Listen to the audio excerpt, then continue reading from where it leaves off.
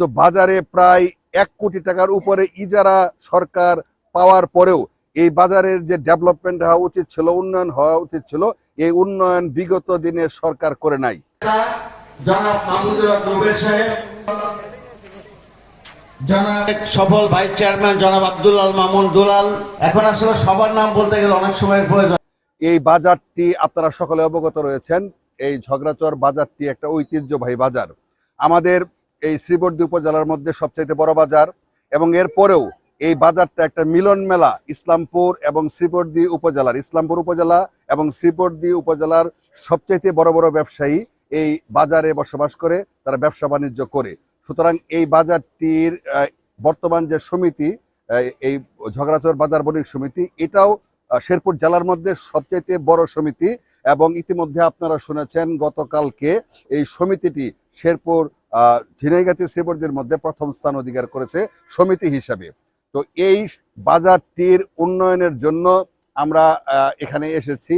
আমরা কথা বলবো বণিক সমিতির ব্যবসায়ীদের সঙ্গে। আপনারা সকলে অবগত যে এই বাজারটি দীর্ঘদিন যাবৎ এখানে কোনো ড্রেনেজ সিস্টেম নাই, এখানে পানির নিষ্কাশনের কোনো সুযোগ নাই। এই বাজারটিতে ব্যবসায়ী যারা আছে এবং এখানে যারা ক্রেতা, তারা সামান্য একটু বৃষ্টি হলে তারা কাদা মাটিতে, কাদা পানিতে তারা এসে এখানে বাজার করে। এত বড় বাজার হওয়ার পরেও কিন্তু বাজারে প্রায় 1 কোটি টাকার উপরে ইজারা সরকার পাওয়ার পরেও এই বাজারের যে ডেভেলপমেন্ট হওয়া উচিত ছিল, উন্নয়ন হওয়া উচিত ছিল, এই উন্নয়ন বিগত দিনে সরকার করে নাই। আমরা আশা করতেছি আগামীতে যে সংসদ নির্বাচন ফেব্রুয়ারিতে, সেই নির্বাচনে রাজনৈতিক সরকার তথা বিএনপি যদি ক্ষমতায় আসে, আমরা এই বাজারটির উন্নয়ন করব, ব্যবসায়ীদের নিরাপত্তার ব্যবস্থা গ্রহণ করব, এখানে কমিউনিটি পুলিশের ব্যবস্থা করব, এবং ব্যবসায়ীরাও যেন নিরাপত্তার মধ্যে থেকে ব্যবসা করতে পারে, এবং যারা ক্রেতা তারাও যেন নিরাপত্তার মধ্যে এসে এখানে জিনিসপত্র কিনতে পারে। জনাব মাহমুদুর রুবেল সাহেব, জনাব সফল ভাইস চেয়ারম্যান জনাব আব্দুল আল মামুন দুলাল।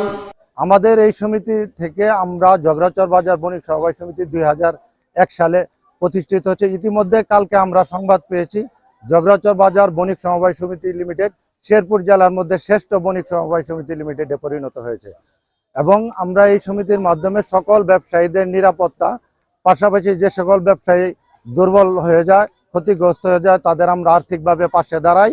এবং আমাদের কোনো সদস্য যদি মৃত্যুবরণ করে, সেই সদস্যকে আমরা পারিবারিকভাবে সমিতির পক্ষ থেকে 20,000 টাকা অনুদান প্রদান করি।